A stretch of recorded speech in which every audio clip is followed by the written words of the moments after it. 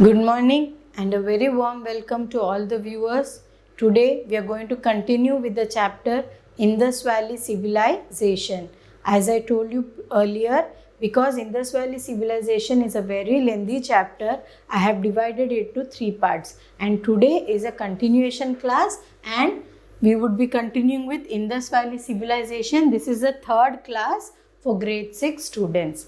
As you all know, in the first class of Indus Valley Civilization, we studied about the period, the extent or the duration, about the various sites and location of Indus Valley Civilization. In our second class, we studied about the main features of Indus Valley Civilization like town planning, drainage system, and some of the important features like the great granary, the great bath and the assembly hall and so on. So, in our today's class, we shall focus or study on the topics like religion of the Indus Valley people, art and craft, their food, clothing, main occupation and so on. So, in today's class, let us proceed. So, today is the third class of Indus Valley Civilization for grade 6 students. So, I hope all of you opened your textbooks. Please put them in front of you. So, shall we proceed?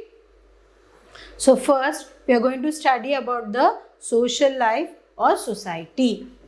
The Indus Valley Civilization was the earliest known. What civilization is it? It was an urban civilization. See, point to be noted. This can appear for objective type questions as well in your exams. The Indus Valley Civilization was the earliest known dash civilization of India. So, what civilization was that?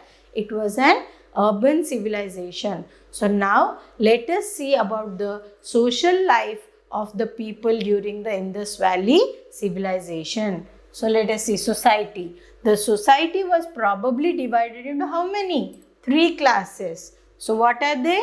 The ruling class. So, who was in the ruling class? The ruling class consisted of the rich merchants and priests who lived in the citadel area with their families. Yesterday or in the previous class, I told you town planning. The town is divided into 2 parts. The upper town or the citadel area or the lower town. The upper town or the citadel is built on a raised platform with huge walls or high walls where the ruling class people dwell, and in the lower town the common men dwelled or the common people dwelled. So here in society it is divided into 3 parts, right? Into 3 classes. What are they? The first one consists of the ruling class. So who all come under ruling class? Rich merchants and priests. They come under the ruling class. Okay, rich merchants and priests who lived in the citadel area with their families.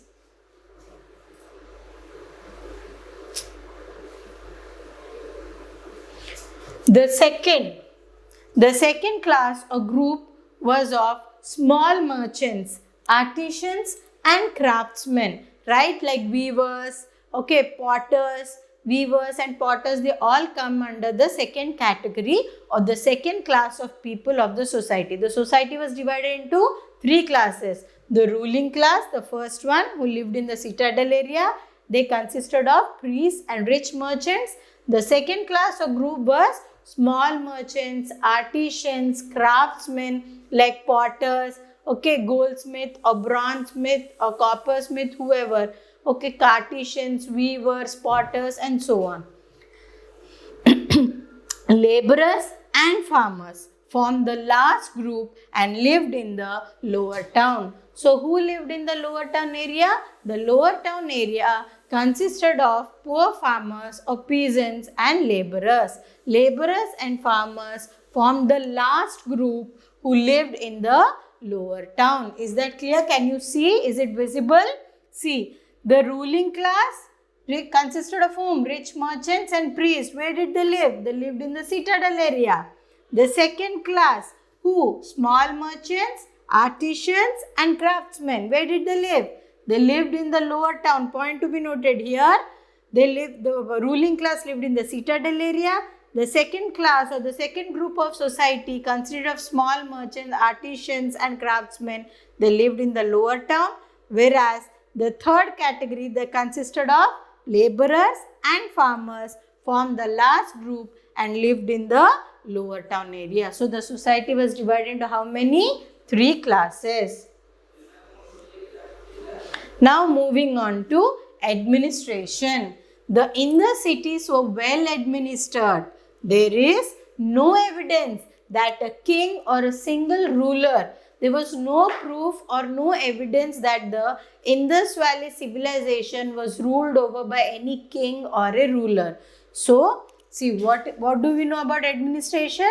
The Indus cities were well administered. There was good administration, undoubtedly. There is no evidence that a king or a single ruler ruled these cities. The cities were probably administered, means well controlled, managed by a committee of people consisting of whom? Consisting of rich merchants and priests, right? So there is no evidence of a king or a ruler during the Indus Valley period. But the cities and towns were well administered by whom? By a group of people. The group of people consisted of rich merchants and priests. They looked after all aspects of life. All aspects of life means it includes trade activities, trade, taxes, tax collection, law and order, etc. Now, let us see about the food habits and agriculture of the Indus Valley people. Food and agriculture. So, moving on to food and agriculture. Point to be noted. So, what are the main crops? Please do underline in your textbooks, children. The main crops grown when? During Indus Valley civilization, right? Now, we are studying about what? Indus Valley civilization. So, the main crops grown were wheat, barley, peas and rice. Please do underline wheat, barley, rice and so on in your textbooks. The Indus people were the earliest to grow cotton. They even knew how to cultivate or grow cotton. Plows and sickles were the common agricultural tools used by them. By them refers to the Indus Valley people. So, what tools did they use? They used a plow and a sickle. I told you a sickle has a curved blade with a small wooden handle. You often see like the blade is like in the shape of a crescent moon. So they use common tools like plows and sickles for agriculture. People ate meat, fish and eggs. Fruits and milk were also popular. They also consumed fruits and milk. Other than that, they even ate egg, meat and fish. Domestication of animals. Animal husbandry was a common practice. Means what? They used to domesticate animals. They used to rear animals. What animals? Let us see. Many animals like oxen. Oxen means what? Ox, right? Buffaloes, goats, sheep, pigs, asses. Ass means a donkey. Camels, cat, horses and dogs were domesticated by them. Most of the animals were reared for what? Like goat and sheep and all. Buffalo was reared for milk. Goat and sheep were reared for milk and meat. So, most of the animals that were domesticated were usually reared for their wool, like sheep for their wool, like for meat and milk and all. So, they were domesticated. Humped bulls. You know what's a hump? On the back of a bull, you see there's a small hump. So, that is called. Humped bulls were kept by the Indus Valley people for pulling plows or carts.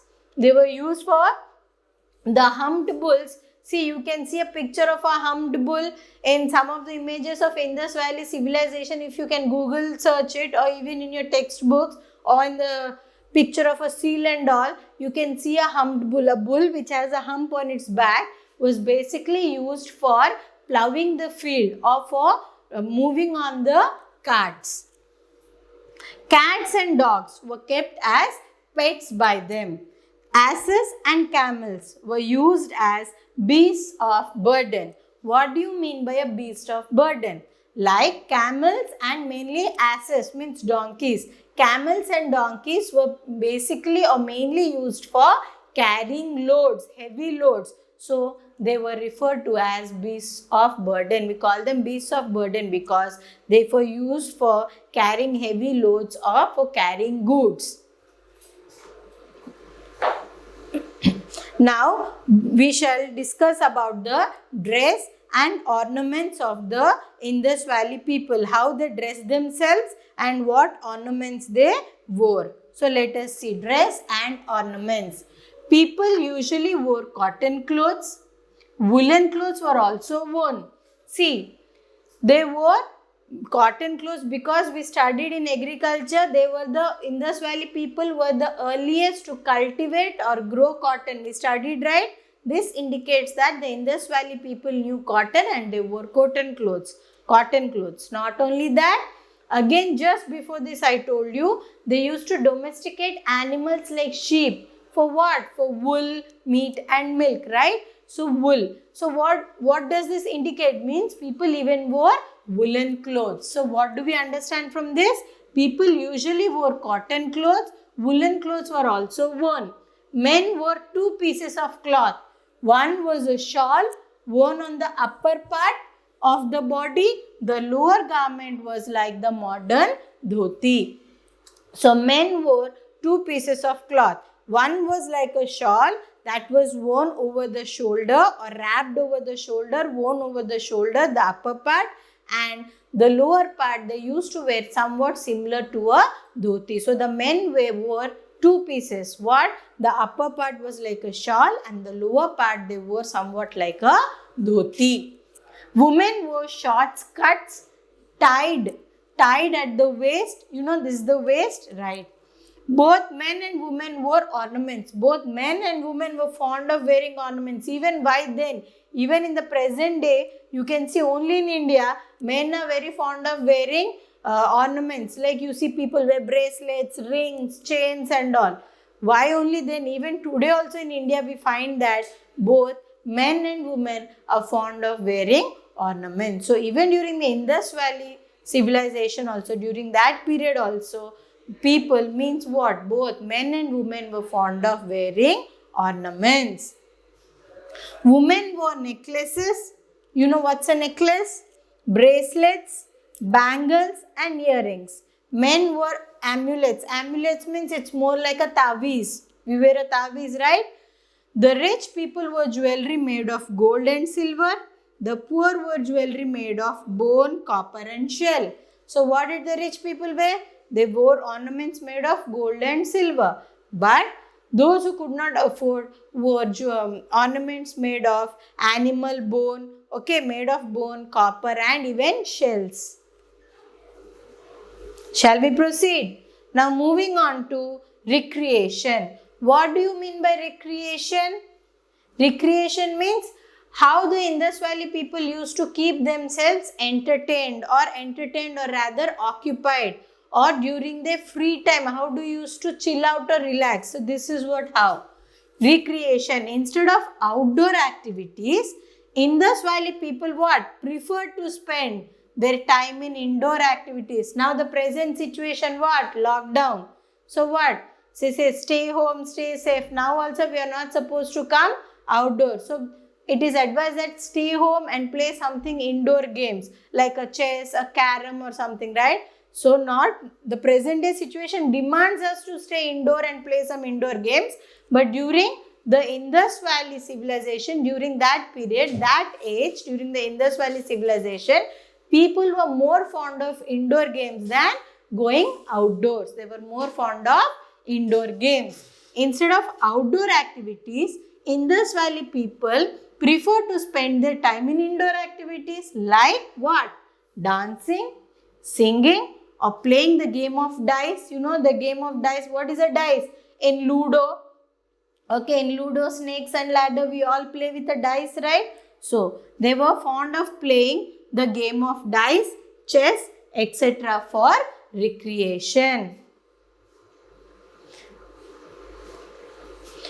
Next, the children mainly played with a variety of toys like rattles, whistles, birds, cards, etc. Small toys made out of clay, could be the terracotta or something. They were fond of toys like rattles, the rattle, and then whistles, all were made out of clay. Birds, images of small birds, okay, and even carts, toys made of terracotta that represented a bird and carts and etc.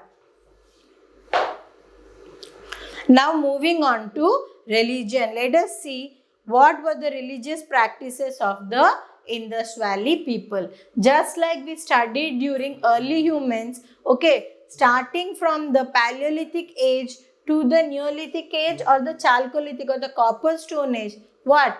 The Paleolithic age, the Mesolithic age, the Neolithic age and the Chalcolithic age, right? Stone Age is divided into 4.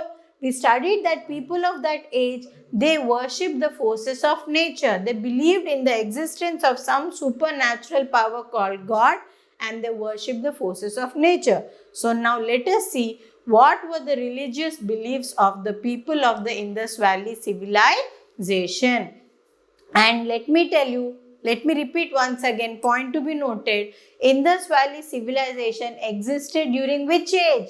During the 4th age, that is the New Stone Age or the Chalcolithic age. Indus Valley civilization existed during the Chalcolithic age. And what would we study about the religion during the Chalcolithic age? We studied that to please gods and goddesses, they performed certain rituals, and people of the Chalcolithic age also worshipped the forces of nature, and they performed certain rituals and ceremonies to please their gods and goddesses. So now let us proceed and see or discuss about the religion of people during the Indus Valley civilization, which belong to which age? To the Chalcolithic age.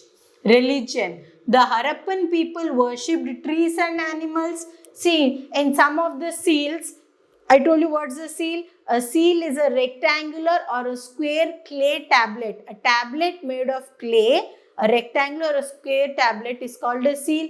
Seals were one of the sources of information, but complete information could not be gathered because they could not be deciphered, because more of the script was pictographic. It was in pictures, signs and symbols. So it could not be read or it could not be understood completely or it could not be deciphered. I told you, right? Seals are an important source of information about the Indus Valley civilization.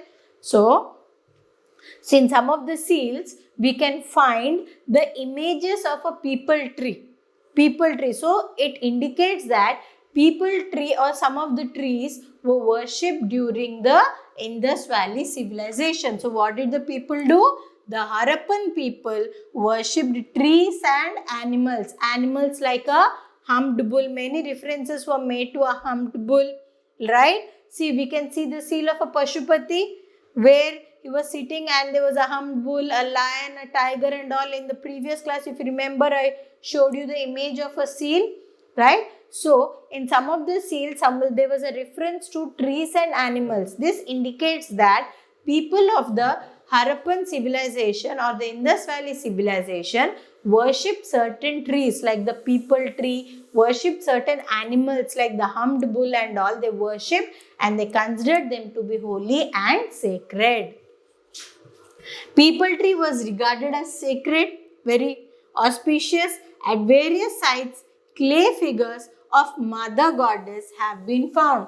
This shows that they worshipped a goddess, and the goddess was referred to as what? The goddess was popularly called or referred to as Mother Goddess. So, various the various sites excavated, there were around 256 sites we studied, right? So, various sites, clay figures, what were found at various sites during excavations, at various sites, various clay figures of Mother Goddess have been found. A three-faced figure, like we see Lord Brahma, God Brahma has faces, right? Similarly, a three-faced figure surrounded by a tiger, a rhino, a buffalo and an elephant is also found. If you can go back to my previous video, I had shown you an image of a seal. So, moving on to, according to some historians, this is the earliest representation of Lord Shiva as Pashupati. So, let us correlate this point with the previous point. So, what did we study in the previous point? A three-faced figure surrounded by animals like a tiger, a rhino, a buffalo and an elephant was found. So, this three-faced figure that was surrounded by animals like a tiger, a buffalo and an elephant, this three-faced figure was probably considered to be the statue of Lord Shiva, who was popularly called or referred to as Pashupati. So, please do underline this point Pashupati in your textbooks, children. You can be questioned on this slide. Lord Shiva was also popularly called as, or Lord Shiva was also referred as dash. What should you write? Pashupati. So, according to some historians, so who was this three-faced figure? This figure probably belonged to Lord Shiva, or probably this three-faced figure represented Lord Shiva, who was popularly called as Pashupati because he was surrounded by various animals like a rhino, a single-horned rhino, elephant, a tiger and buffalo and so on. The most important animal to be worshipped was the humped bull. See, even today, if you go to a temple, Shiva temple, or when you go to Lord Shiva's temple, you first see a bull there, right? A bull with a small hump. So what was that?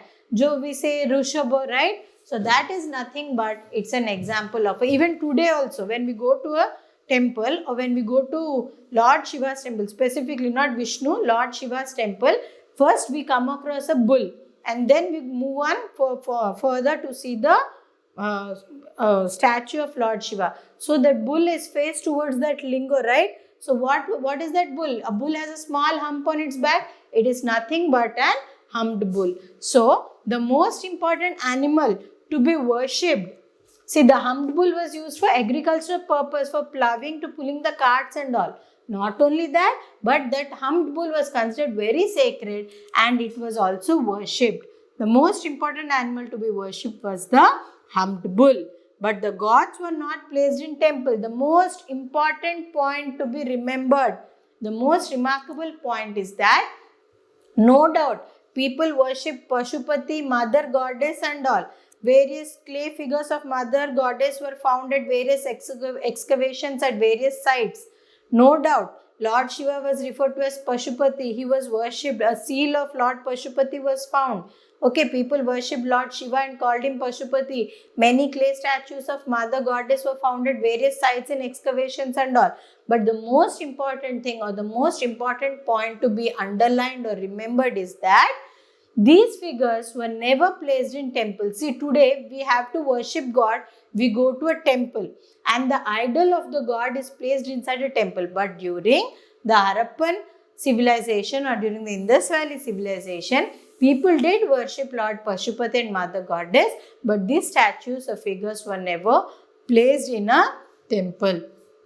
But the gods were not placed in temples. The Harappans believed in life after death, right? We studied this also during early humans, right? So, the Harappan people believed in life after death. They buried their dead with ornaments and other things which belong to the dead person. See, just like we studied during the early humans, even during early humans also people believed in life after death. In a similar way, the Indus Valley people also believed that there existed a life after death. There was a life beyond death.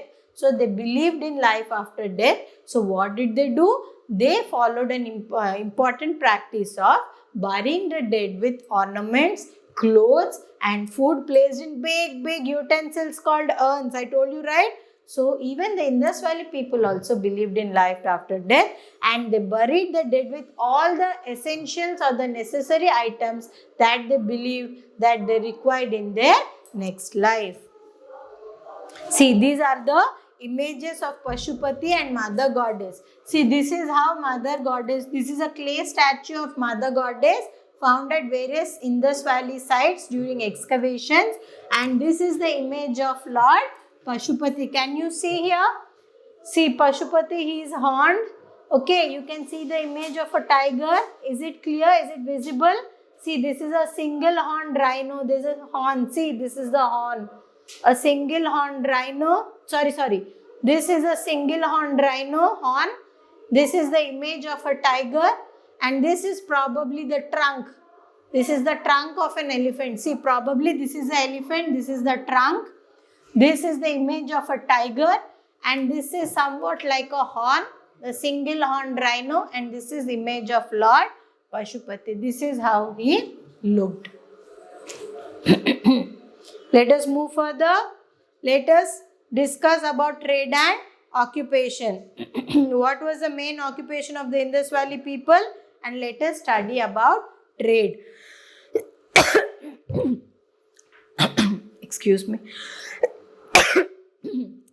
Trade and occupation.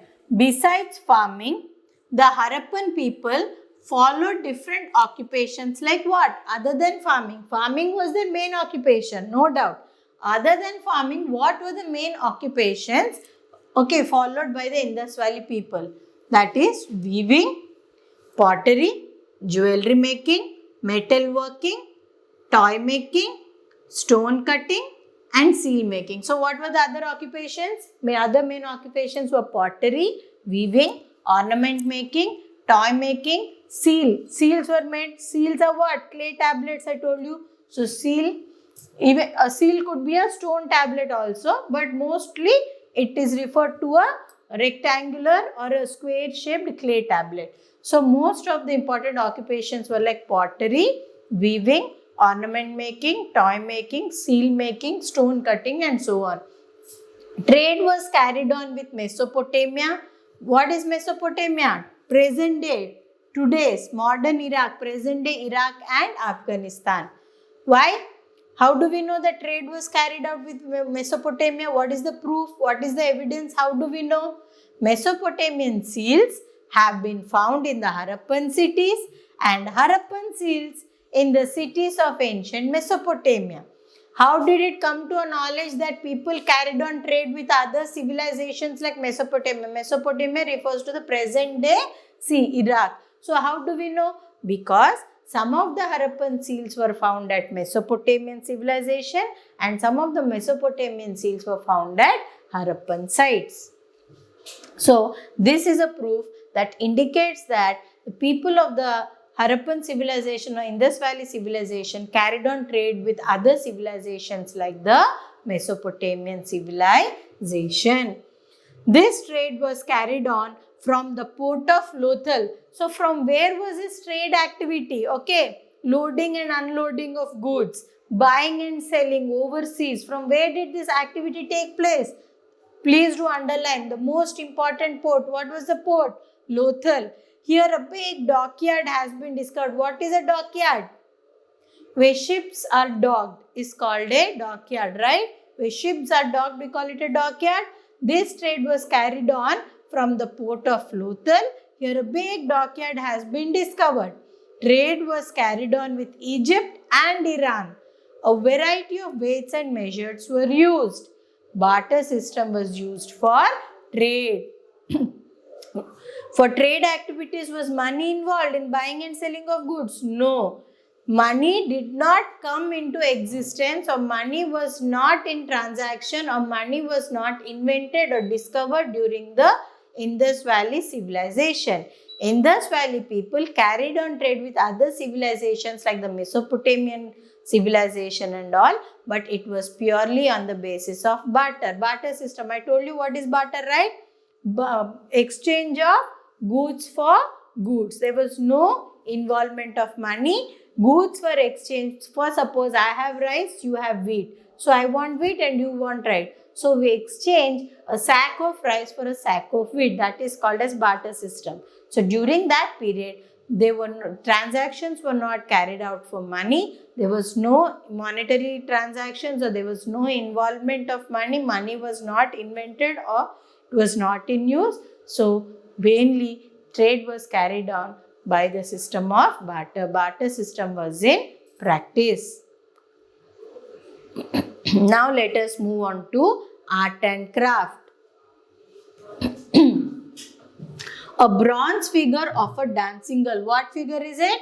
A figure made of bronze. A bronze figure of a dancing girl has been found at where? Mohenjo-daro. One of the stone statues shows a bearded noble man or priest wearing a shawl. When we studied about clothing, we studied that men wore two pieces of cloth. The upper cloth was somewhat like a shawl, they wore it over the shoulder, and the lower cloth somewhat represented the modern day dhoti, right? So here two images were discovered. One was a bronze image of a dancing girl at Mohenjo-daro, and the other was a image of a bearded man, and it is believed that the bearded man could be either a priest or a nobleman. Nobleman means a man somewhat related to the ruling class or the nobles, right? So it is believed either it could be a priest or a nobleman wearing a shawl. The figures of animals, birds and men painted on pottery. See, what was painted on the pot? See, pottery, you make earthen pots. So what was painted on them? Figures of animals, birds and men painted on pottery show the artistic skill of the people. Some of the pots are highly glazed. Glazed means a very shiny, polished, highly polished, shiny surface are highly glazed and painted. They produce images, utensils, various tools and weapons such as axes. What's an axe? Use an axe to fell a tree, to cut a tree or saw a tree. Axes. Saws. What is a saw? Carpenter uses a saw to cut the lumber logs and all, big logs and wood. A carpenter uses a saw. It has a lengthy blade. A saw is a lengthy blade with a handle, uses to cut the log and the wood. So mainly they use tools and weapons like an axe that is used to fell the trees or cut the trees, saw, knives and spear. What's a spear? A spear is somewhat narrow and pointed and used to throw, right? It's not a bow and arrow, it's a spear. See, a spear is different from an arrow. Spinning, bricklaying, boat making, seal making and terracotta manufacture were important crafts. So what are the important crafts? Bricks, right? You know what's a brick? We construct a wall or build a house with a brick. So bricklaying. The other one is what? Seals, seal making, terracotta manufacture were important crafts. Not only that, even spinning. Spinning what? Spinning means spinning thread or spinning yarn. Yarn means thread. So spinning the wheel, you spin and you spin the thread or the yarn. So spinning, seal making, bricklaying and terracotta manufacture were important crafts. Now see, this is the image of a priest, or this is how he looked. See, this is supposed to be a shawl. It is believed that this structure is nothing but a shawl that is worn over the shoulder, and this is the image. See, you can see the beard.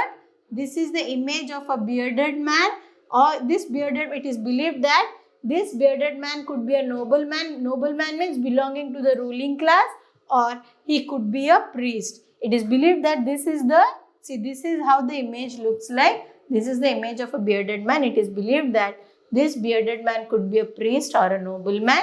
See, you can see the beard and a shawl that is worn across the shoulder. Now, let us see what are the important reasons for the decline. What do you mean by decline? Decline means downfall. What are the reasons behind the decline or the downfall of the Indus Valley civilization? So, let us see what are the reasons. Historians do not know the exact or the real cause. Even till date, even today also, the historians just are making assumptions or wild guesses or assumptions, but the exact or the accurate reason is not known.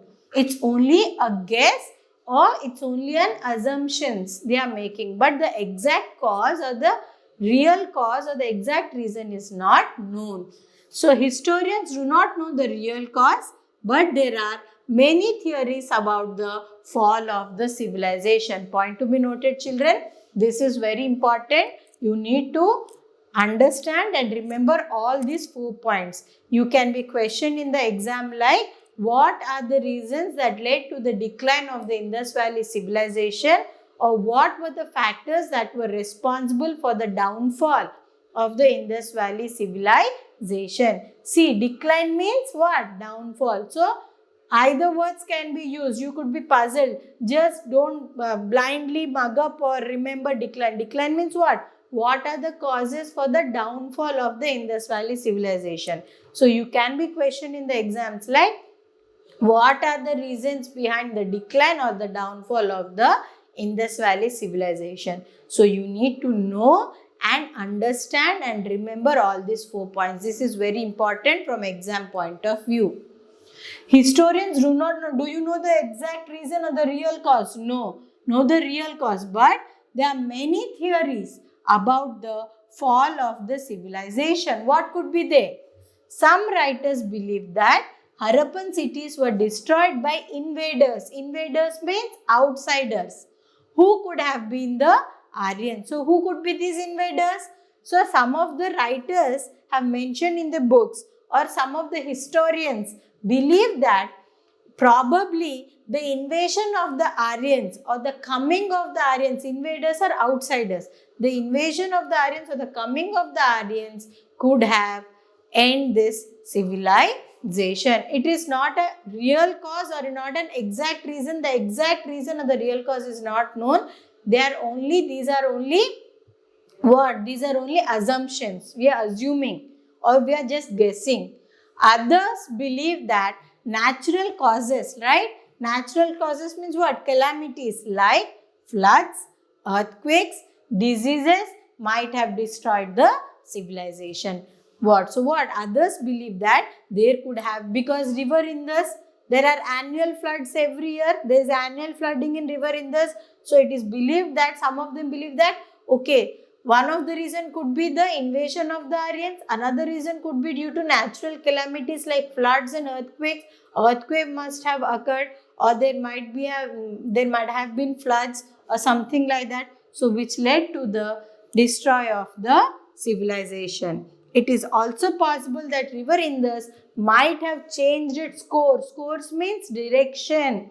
It is believed that river, over a period of time, the main means of transport and communication was through river Indus, and river Indus provided rich alluvial soil, because it provided rich alluvial, because there was annual flooding in river Indus every year. It brought rich alluvial deposit. There was sufficient or surplus, there was sufficient, abundant, a surplus supply of water for agriculture. The land near Indus, we studied what were the reasons that river, most of the civilizations were found on the banks of various rivers. We studied, if you remember, in the first part of this lesson, in a first video, we studied what were the reasons behind many civilizations being found on the banks of various rivers. We studied, right, because rivers are a main source of water. Water was supplied in ample, sufficient or abundance. Land near the rivers was rich and fertile. We studied, right? The land near the rivers was rich and fertile. It brought alluvial deposits because they had annual flooding. They provided abundant or sufficient water for agricultural purposes. So these could be the various reasons, right, why the civilizations occurred on the banks of various rivers. But now it is believed that river Indus might have changed its course. Its course means direction. See, when river Indus was there, it had annual floods, it brought lot of alluvial deposit, and it had rich fertile land and soil. It provided with rich fertile land and soil, sufficient water for agriculture, ample abundant supply of water. But if what happens, if river Indus was carried out as a means of communication and trade or transport, the waterways was the main means of transport and communication, right? What happens if river Indus changes its direction? What happens if it changes its course? So it is believed by various historians that probably there could be 3 reasons. Exact reason is not known. These are just guesses or assumptions. What are they? First thing, the civilization must have come to an end because of the invasion by the Aryans, or due to the coming of the Aryans. The second reason could be natural calamities. Like what? Natural calamities like floods and earthquakes or diseases must have occurred. And the third one, it is believed that river Indus might have changed its course or direction. So all these three causes might have led to the decline or the downfall of the Indus Valley civilization. So with this, we are completing the chapter Indus Valley civilization. That's all for today, children. Thanks for watching. If you like my video, please do like, share and subscribe. In the coming classes, I shall start with the civics chapter, that is rural local self-government. I believe notes has been given to you, and I shall in my next video I shall come up with a new chapter in civics, that is rural local self-government. And I promise you that the notes for Indus Valley civilization shall be given to you at the earliest within a couple of days. Thank you. Stay home, stay safe, stay online. Good day. Bye-bye.